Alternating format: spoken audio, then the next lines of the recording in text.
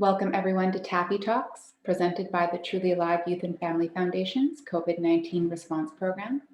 Today's show will be based around COVID-19 and CRA scams in Canada. We'll learn how to be alert, what to watch for, and how to avoid being a victim of email or telephone scams. Today's guest speaker is Staff Sergeant Tony Nadon from the Saskatoon Police Services. He's in the Cybercrime Economical Crime Unit. Staff Sergeant Nadon was raised in Saskatoon and has over 27 years of emergency services experience. Starting out his career as a paramedic, Tony shifted gears and went into policing with the Saskatoon Police Services in 1997. In his 5th year, he was taken on strength to the SWAT team, where he focused on tactical operations and became a rappel master for the entire team.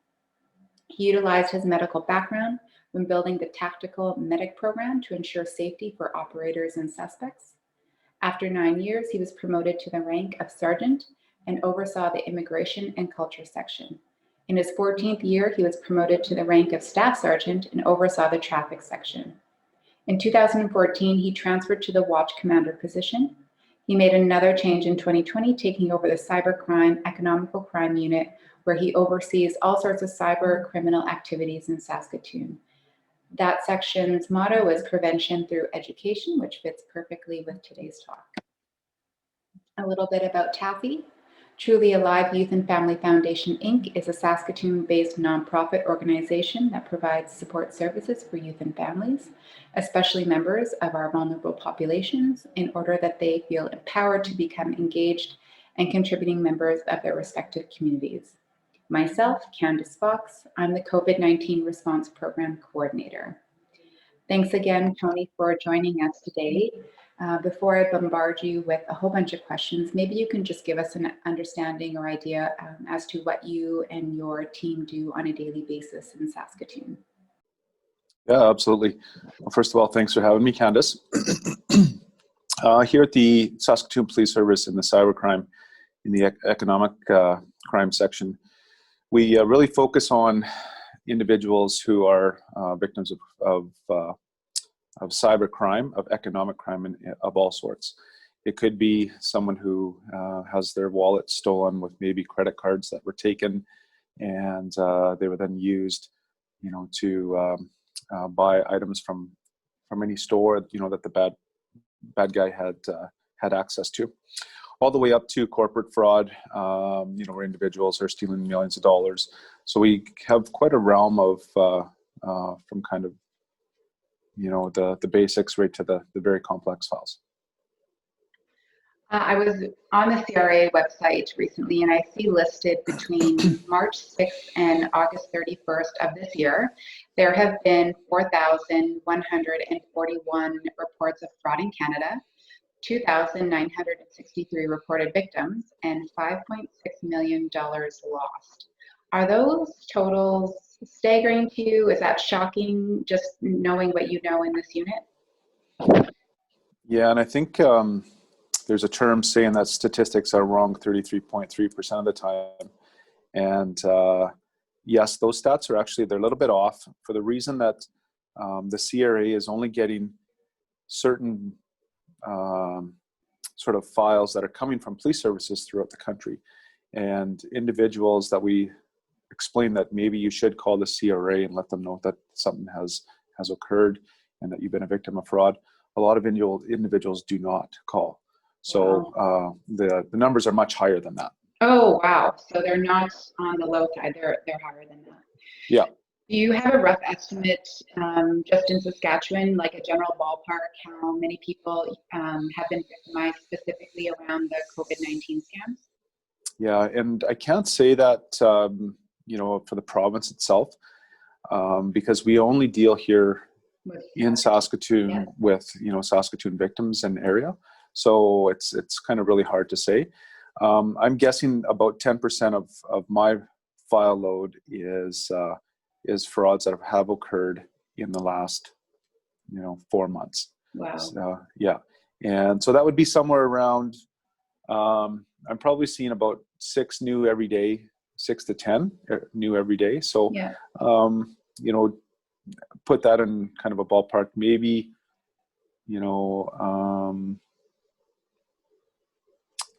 3 300-400. Wow. Just in Saskatoon here. So yeah, it's probably higher than that too. Can you give some brief information about how much money people generally lose to fraudulent activities? Yeah, you bet. Primarily, it's of a low number, and I know this may seem not like a low number, but anywhere from $500 to $5,000 is kind of the lower end of numbers. Yeah. But if individuals continue to be kind of persuaded, it can be upwards in the tens of thousands and somewhere even into the hundreds of thousands of dollars that individuals lose. And is that money recoverable? How much money do you actually see people getting back after that? Yeah, and it depends, Candace, what type of fraud we're looking at.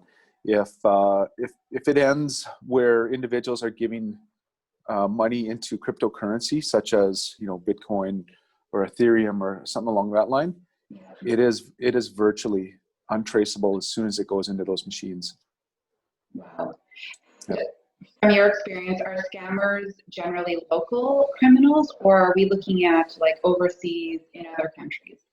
Yeah, primarily it's overseas, and they're stemming from in the Caribbean all the way into Europe. So they're all over the place, and they use kind of like money mules, where individuals, maybe some are set up out east in Canada, but yet they're just being that money mule for the actual fraudster that is in Romania or in Jamaica or wherever it may be. Right. Can you outline some warning signs or red flags for, say, newcomers or other vulnerable those who are not familiar with, say, our CRA processes, just so that they know what activity is abnormal? Yeah, for sure. First of all, I want newcomers to understand it's challenging to come to a new country and not know the law. And when you get a phone call or a text or an email saying that this is Canada Revenue, or this is the RCMP, or this is Saskatoon Police, we will never, any of these government agencies will never ask you for money outright. Police services throughout Canada do not ask individuals for money in the form of gift cards, in the form of cryptocurrency, in the form of any sort of transaction at all. So that's probably the biggest red flag that individuals should be aware of. I was hearing recently, actually from some clients of ours, that they were already behind in their CRA payments, and the police were going to be coming to their door. Can you just give some clarification around that, what your role as police officers are in, CRA and process? Yeah, for sure. So the CRA is its own entity of the national government. The police services are holders of the law within the areas that they work. We do not work for CRA. We do not do work for the CRA whatsoever. So when individuals get a call from the CRA and state that they're owing money to the CRA, and if you don't pay, the police are going to show up at your door, or else you're going to get a phone call right away.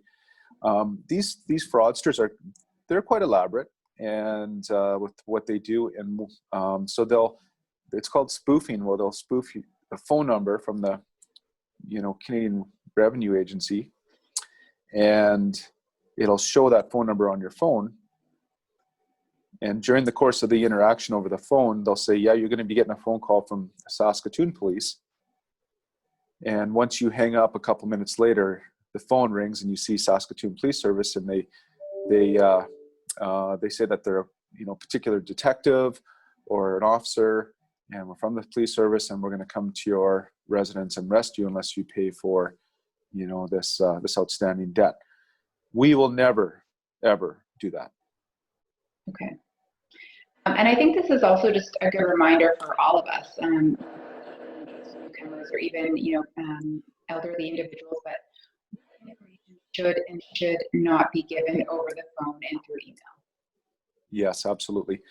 Again, the Canada Revenue Agency will not ask you for any personal information over the phone, any banking information. It's up to you to contact the CRA, and then they will verify stuff with you if you need to speak to them. So that's kind of most important things to do. And if the police do call you, we will never ask for any sort of personal information or banking information over the phone, or even there's no reason for us to do that. Okay. Victim of this, if I've been victimized, what is the person, like, what is the next step? What's the first step a person should do? Yeah, so if they've been victimized, first thing to do is call the police and explain the circumstances and start a report. From that point, what they can do is they'll receive information to get a hold of TransUnion and Equifax and the CRA, and let them know that possibly, their information is being used fraudulently. Okay. And then obviously if it's anything to do with your bank or credit card, contact them immediately to let them know what has happened. How are these, our phone numbers and our email addresses, like, where are they accessing this information? Yeah, and unfortunately over the World Wide Web, fraudsters buy information, and all sorts of businesses sell that information. So, you may be involved and you may not even know it, with a particular app on your phone, and where they have your information, but they're willingly selling it. And if you don't look in the fine print, it's going to say, we're going to, potentially sell your information to whoever wants to buy it. And that's how they're gaining access to, a lot of our information. With the smartphones these days, the amount of information that they can hold is incredible. So we got to be really cognizant of that.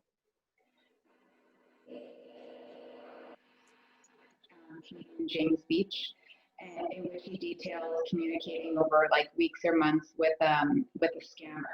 I'm not sure if you've seen it. If you haven't, I'll try and find the link and send it to you, because it's actually funny. But if a person knows that they're being scammed in the moment, what kind of information should they be collecting so that they can report it to the police? Yeah, just as much information as possibly they can get. Maybe information such as names or addresses or locations. But a lot of times these fraudsters, they have this, these aliases already preset ahead of time, in case they're ever asked. And they're able to pick up on that right away. And when that occurs, they'll usually hang up on you. Okay. So we got to be, aware of that too. What percentage of scammers are actually caught? We probably don't even want to know that the response to this, but I am curious, like, how many are actually caught and prosecuted? Yeah, and unfortunately, Candace, I don't even know that answer. We are quite successful here at the police service, but with the amount of actual files that we were receiving, our percentage has dropped significantly. Just with the amount of frauds that have occurred over the last 4 months. Examples of some common ones that kind of keep coming up. Like, I know that there's obviously the CRA one. What else have you guys been seeing? Yeah, and I'll just kind of go over a few of them here. Yeah. And I think some of them pertain to maybe newcomers that might be a little bit older, and some of them maybe younger individuals. So some of them that we may be concerned about are emergency call frauds, where someone calls and says that they're from a hospital and that, you have a loved one in the hospital and you need to send money in order to have them treated. That's a common one. And sometimes seniors fall victim to this, and they end up sending money to these fraudsters quite regularly. You've probably heard of romance scams.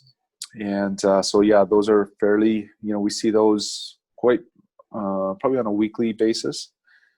And, we have on our website, we have a lady who was kind enough to tell her story where she fell into a romance scam and was actually a money mule as well. She was an older lady, and it's called Violet's Story, and she was taken for just under $1 million. Wow. So yeah, so it's pretty challenging, but we're really happy that she was willing to to be that face to help us promote that message about these things that can happen. The telephone extortion frauds that we had just kind of briefly touched on, where the CRA, RCMP, police, or government calling. Got to be aware of those. Service technicians for your computer is another one that we've got to be concerned about. Primarily, it's people say that they're from Microsoft and that you got to have your computer upgraded, and so they ask for your ID and all your login information to your computer, and next thing you know, they have remote access to your computer, and they start taking the data off your computer. Wow. So that's, yeah. There's job offer scams. So individuals go on these job sites, and they see a job that looks quite enticing, and they send an email, and the fraudsters pretend to be the business, and they're like, Candace, we're going to send you a couple $1,000s to get started for operating startup costs, and we'll send you a couple thousand. Send us $1,200 of that back, and you can keep the $800. Exactly. So individuals fall for that, and then next thing you know, they're out that money when the check bounces. Wow.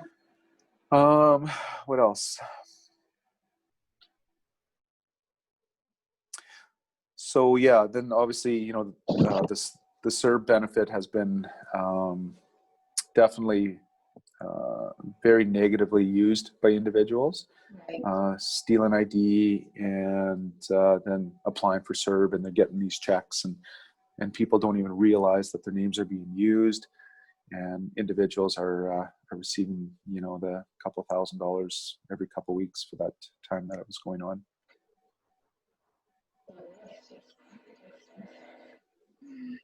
Yeah. Sort of preventative measures, and again, not just for newcomers and vulnerable peoples, but for all of us. Like, what are some things that we can do? What can we do to be vigilant and implement to ensure we're not being taken advantage of? Yeah, and it's quite important to be very vigilant on the telephone.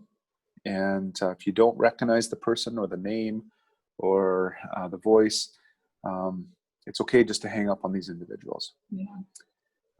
It's very important to ensure that you keep your identification and phone with you and close to you as best as possible. Know where it is at all times. And it's also important for your home computers to make sure that that they're turned off or they're put into a sleep mode, and remote access. There's some individuals out there that are very tech savvy and can access phone or computers from right outside your door just by getting on your Wi-Fi. Mm-hmm. So there's a lot of concerns that are occurring with such a high-tech world, and as you know, every single day, we're progressing in this area of computers and smartphones and everything digital. Absolutely. Yeah.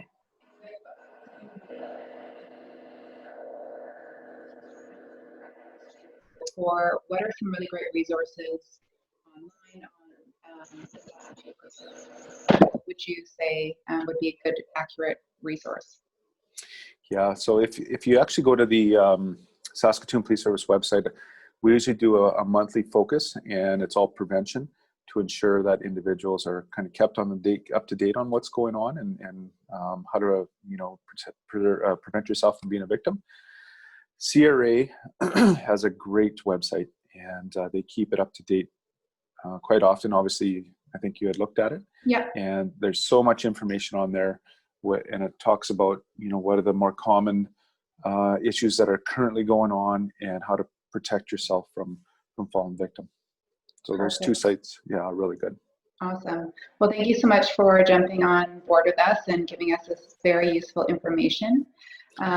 We really appreciate it, and hopefully, even though we're in the era of COVID and technology, we can have you in person to give some more information and education. I'd love to be there. Thanks so much, Tony. Okay, take care, Candace. Okay. Bye-bye.